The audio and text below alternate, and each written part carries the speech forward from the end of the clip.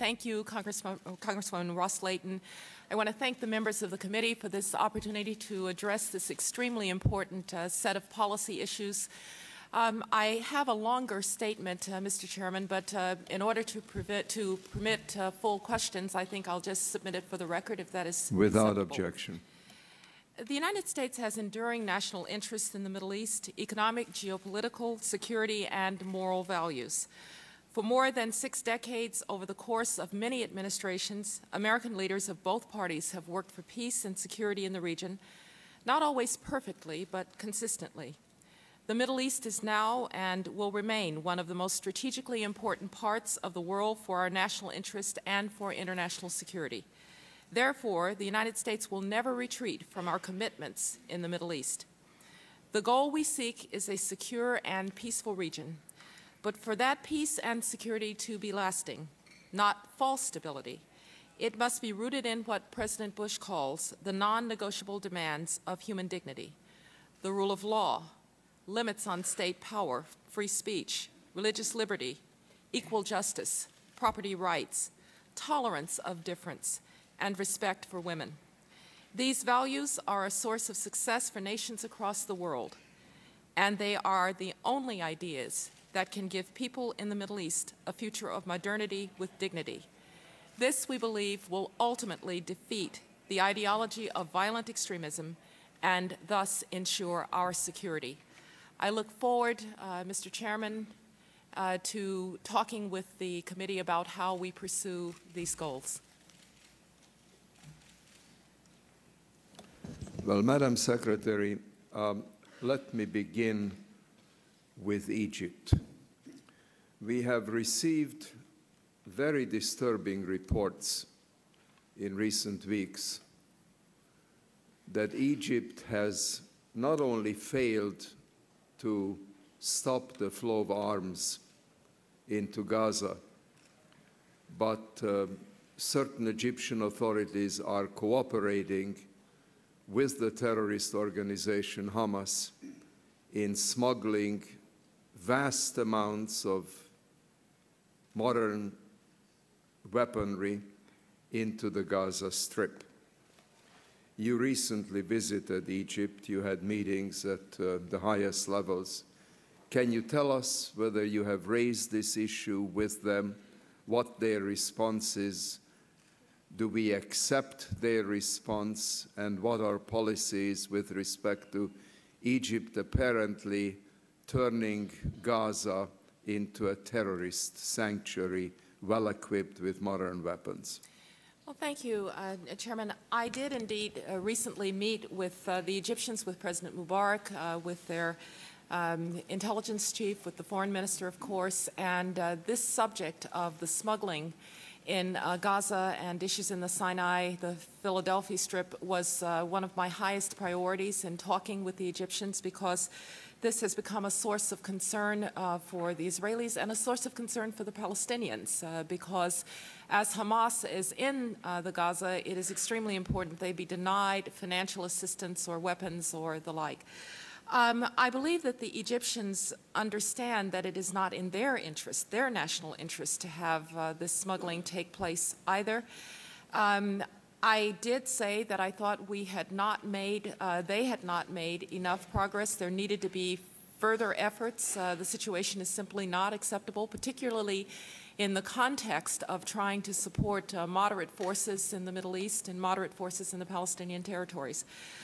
We agreed that the United States would soon send a senior delegation to help with the Egyptians and the Israelis and the Palestinians to see what further steps might be taken to deal with the smuggling. But it was indeed, Mr. Chairman, an extensive discussion and a very candid one with the Egyptian leadership. Does it appear plausible to you that the huge Egyptian military is incapable of preventing smuggling operations into Gaza?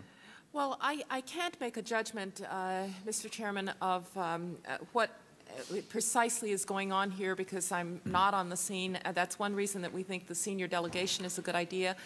I will say that these are smuggling routes that have been there for many, many years, and we know that it is not easy to cut them off. But I was very clear with the Egyptians that whatever the challenges and the difficulties of cutting off smuggling routes, they had to do more, and they had to do more urgently. Madam Secretary, let me turn to the upcoming Annapolis conference. I am very supportive of the idea of the conference, and I certainly want the conference to succeed to the maximum possible extent. But there are very thoughtful and serious people who are raising questions about the timing of this conference. Both sides are weak, in some ways not even in control of the area they presumably are speaking for. Abu Mazen has tenuous control of the West Bank, no control of Gaza. The Israeli Prime Minister is in a singularly weakened position. One would think that the historic breakthroughs that we are all hoping for, two states living side by side in peace and security, that such an undertaking would need to be approached when there is some degree of stability, strength, control by both sides of their respective governments and peoples. How do you answer the skeptics who feel that it is an attempt by the administration to embellish its record? You have about 14 months left in this administration, and you are reaching out for the Israeli-Palestinian issue as one faint hope to leave a positive diplomatic record for the United States, for this administration, that the timing is inappropriate, that the move to convene the conference is ill-advised, that the early indications are that some of the key Arab countries might or might not attend, and if they do attend, their contribution to the success of the conference will be their mere presence. Would you care to deal with the issue that the skeptics raise? Well, thank you, Mr. Chairman. The first point that I would make is I've heard the legacy point too, and let me just say that there are probably easier foreign policy tasks to take on than the Israeli-Palestinian conflict. The timing comes down to what it is we need to do to give forces of moderation a boost in the region and to deal a blow to forces of extremism. We are in a different world than we were in 1973 or 1983, or even for that matter in 2000, the last time that this effort was tried seriously. And that is a world now in which, as much as the Palestinian-Israeli conflict needs to be resolved on its own terms, and certainly needs to be resolved with due regard for and respect for Israeli security concerns and for concerns that the Palestinians have about their future, it does take place in the context of a larger battle between extremists and moderates in the Middle East. In that regard, our concern is growing that without a serious political prospect for the Palestinians that gives to moderate leaders a horizon that they can show to their people that indeed there is a two-state solution that is possible, we will lose the window for a two-state solution, that you will see the further radicalization of Palestinian politics, of politics in the region. I said to some of my Israeli counterparts when I was there that a few years ago we were not talking about Iranian support for Hamas. We always knew that Iran supported some of the more marginal terrorist groups, PFLP and so forth, but to see Iranian actual penetration now of these more radical elements of the Palestinian terrorist groups is really quite troubling. And so what we're trying to do here is to give to the moderate forces a chance to demonstrate that statehood is a reality. Now, the parties themselves, I think, have recognized the importance of this moment in doing precisely that, which is why the principal reason for the Annapolis Conference would be to support the bilateral track that President Abbas and Prime Minister Olmert have themselves entered onto. They have said that they want to write down some of the understandings between them.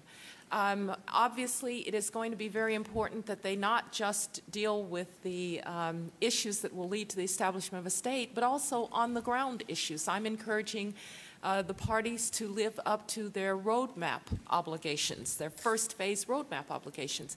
And clearly, Mr. Chairman, even if we were fortunate enough to see them reach agreement, no one is going to want to see a Palestinian state established that leaves a security vacuum. And so the work that Tony Blair is doing on the establishment of Palestinian institutions, the work that General Dayton is doing on the establishment of legitimate security institutions for the Palestinians, the work that needs to be done by the Palestinians and others and the Israelis to fulfill their roadmap obligations, it's absolutely essential if the Palestinian state is indeed to be established. But for them to work on the political horizon, the nature of the Palestinian state, we think that those discussions are extremely important. And without them, I worry that you will never be able to do enough for moderate forces in the region to again underscore that a two-state solution is possible.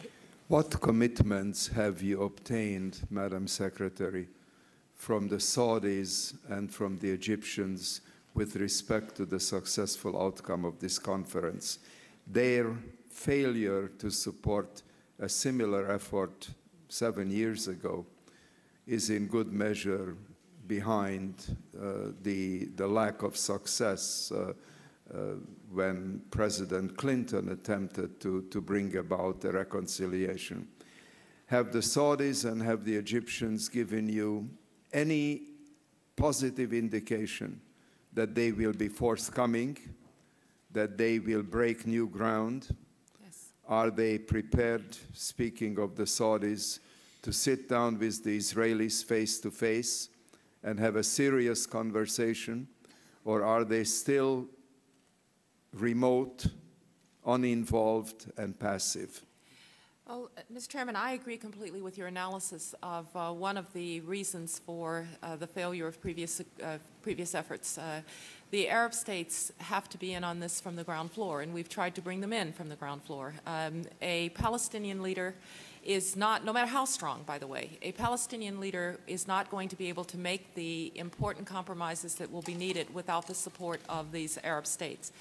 I believe that we have some work to do still. We haven't issued any invitations, and so I don't expect that any will be accepted until we've actually issued them. May I stop you for a second? Yes. Do you expect the conference to take place before the end of the year?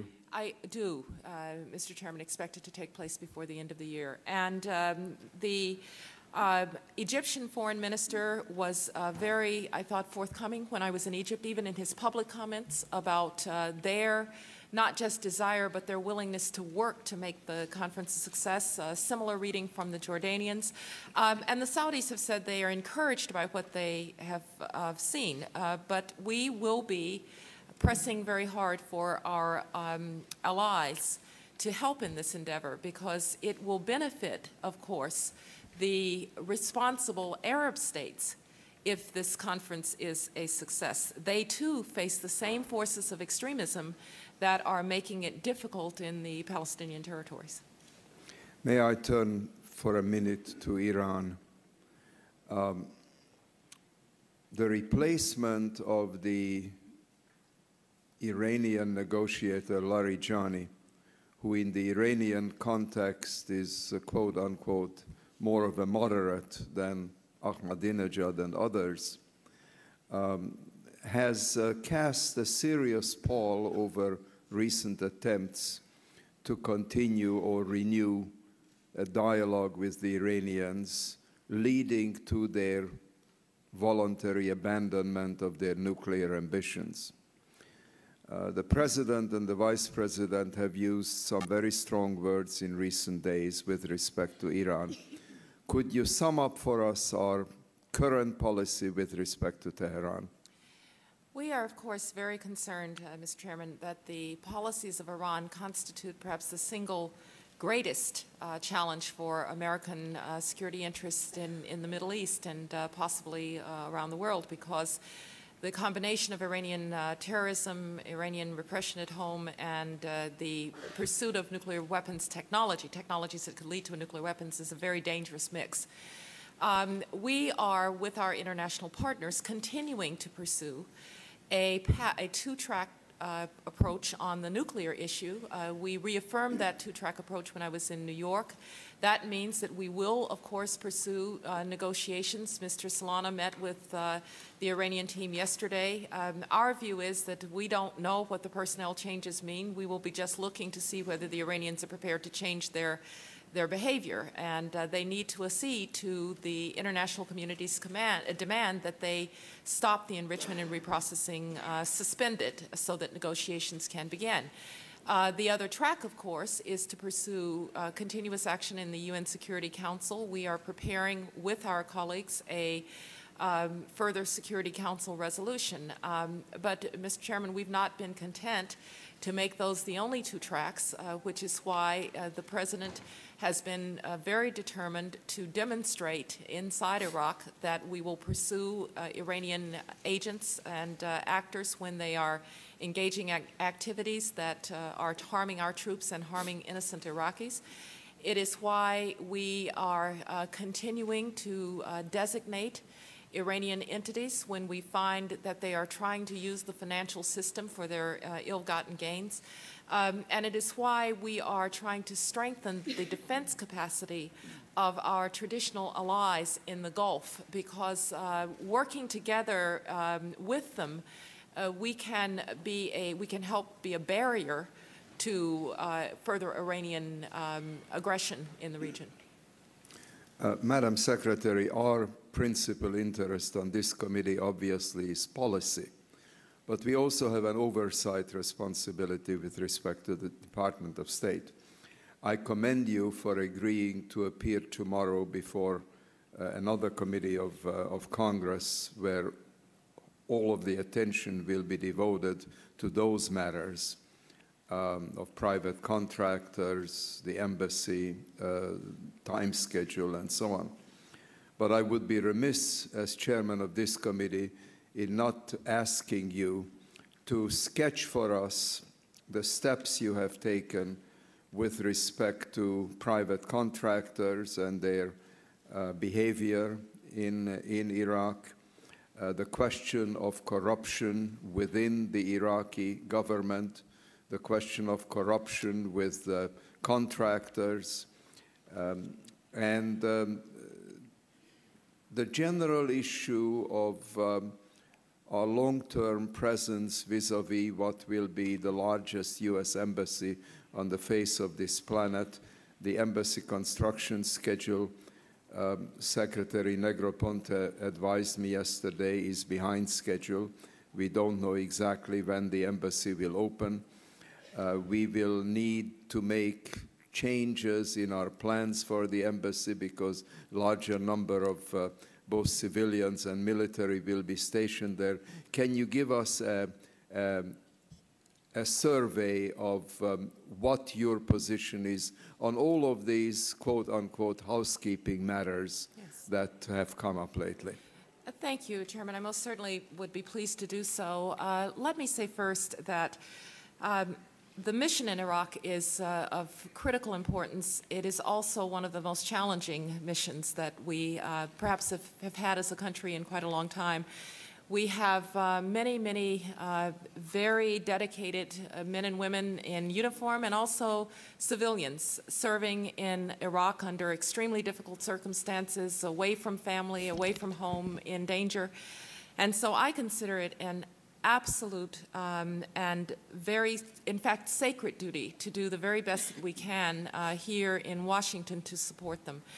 And it is why I have been concerned about some of the issues that have arisen in the context of management. It is a very, very difficult environment in which to manage. The department is being asked to do things in numbers and in size that are well beyond the bounds of what we had been asked to do before. And so there have been some real management challenges. I have asked Deputy Secretary Negroponte, who as a deputy can pay some attention to this, to appoint a person who will report to him and look at Iraq management issues full-time for the department. And we are asking a senior diplomat to do that role for Secretary Negroponte, and I think that that will help on making certain that Washington is doing what it needs to do to support the field. On the specific issues, let me first turn to the contractor issue. I did, upon the learning of the incident in Iraq with the Blackwater security guards, I appointed a senior panel of outside experts to work with Pat Kennedy, who is one of our most senior management officers, General Jalwan, former NATO commander, J. Stapleton Roy, a very senior American diplomat, served in several places as ambassador, and Eric Boswell, a senior intelligence officer who used to be in diplomatic security, to go out and really take, as I called it, a probing, in-depth, 360 look at what we were doing. They came back with a report, which I have made public, which I believe did expose serious weaknesses in oversight of contractors. I want to say that I would underscore what they said. We have to say that our diplomats have been kept thus far, thank God, safe. And that is, of course, the principal concern, as people go out in dangerous circumstances to help with ministry development, to help the local leaders develop their democracy agenda, or to work on budget execution, all of the things that civilians have to do to support our counterinsurgency efforts. It is important that we keep them safe, and that has so far, thank God, been the case. But that does not mean that there shouldn't be stronger oversight of the contracting side. And what I've done is to accept the recommendations that are unilateral to the State Department, issues, for instance, of bringing with each convoy a diplomatic security officer, cameras that can track incidents, better reporting on incidents immediately after they happen, better coordination with the military. There are a number of steps that we have taken. Training, we have some suggestions on training, language, et cetera, for the contractors.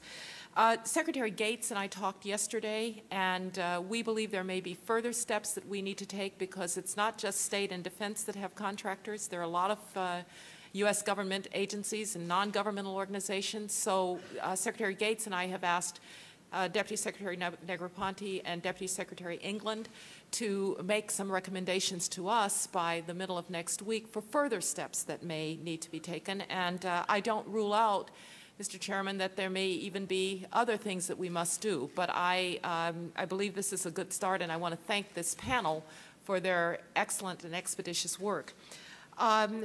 The new embassy compound is quite another matter.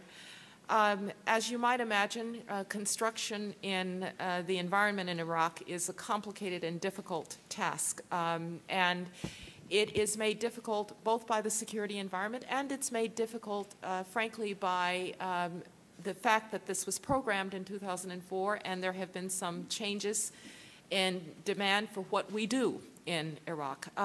The original program of $592 million, that will be completed, General Williams tells me, on budget. Now, in terms of time, there are some delays. We hope that they are not too long on that part of the project that have to do with issues concerning some flaws in construction, which we have gone back, I'm told, worked with the contractor. They're being remediated at the expense of the contractor.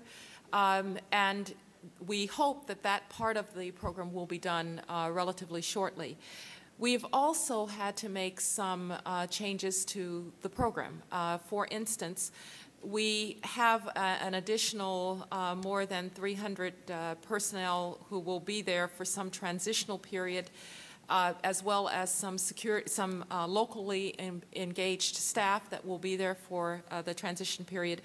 But we've decided, Mr. Chairman, that that should be also a temporary structure, a transitional structure, and so we're not building on to the existing structure. What we're going to do is to use some trailers and the like. We do have to give it proper security cover, and so it's not inexpensive, but it is transitional, it is temporary. Additionally, and this is a decision that we made quite consciously, we believe that it would be useful to have MNFI under General Petraeus co-located with Ambassador Crocker. I think all of the committees saw the wonderful working relationship that they have, and that will require some potential changes to the structure. Now, for all of this, we have identified out of the 2007 supplemental about $75 million, which is about half of what these additions will cost, and we will be requesting in the 2008 supplemental an additional $75 million. But I'm told by our management people who've gone out there, yes, there are some construction difficulties that I think are within the bounds of a big project like this that are being remediated by the company at their expense. We will insist on inspections by independent groups as well as inspections by our own people to make sure that we are meeting OSHA standards, for instance. And we are working very hard to deal with any additional programmatic needs in a way that does not dramatically expand the scope of this particular project. Before I turn over the questioning to my colleague, can you give us a tentative date for opening the embassy, Madam Secretary? I realize this is not a firm date, but yes, can you give us an idea as to when you plan to open the embassy? Well, I'm hesitant, Mr. Chairman, only because when I'm given tentative dates, I treat them exactly as that, because I think we've all had experience with construction. We are going to open as soon as possible. I think we're talking about not a very long time before the building can be delivered to the department, but the department then has to do some work in making sure that computers are up and that people can actually move in. And so I'm hesitant to put forward a date, but we're pushing to get it done as soon as possible. Do you plan to be around when the official opening takes place? I certainly hope to open it.